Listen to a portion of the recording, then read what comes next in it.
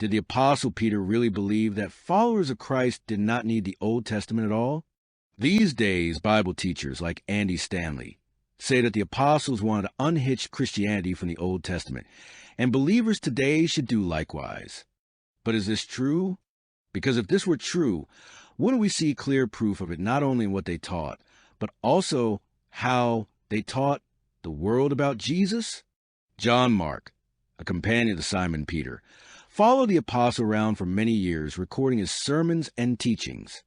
Then while in Rome, he compiled a full account about the life, death, and resurrection of Jesus Christ in a text that would be called the Gospel of Mark. Early church fathers and writers over the next few centuries were all in full agreement that was Mark's quill, but Peter's words. Great Christian scholars and thinkers, Papias, Irenaeus, Clement, and Tertullian all affirmed this truth. So, if Andy Stanley is right about Peter having wanted Christians to unhitch themselves from the Old Testament, then we should see very few, if any, references, quotes, or allusions to the Old Testament in Mark's Gospel, correct? Here are all the connection points that I could find using only my own knowledge of the Old Testament and a Bible in Mark chapter 1 through 4. And here likewise for chapters 5 through 8. The next 4 chapters tell the same story.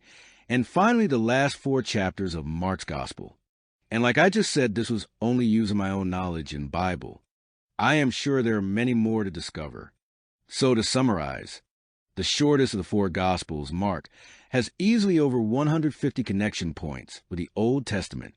And why should that be surprising? After all, Peter is quoting Jesus Christ, who is the Word of God. So, of course, he would quote from the Scriptures. Sorry, Andy, perhaps it's best if Christians just unhitch themselves from your teachings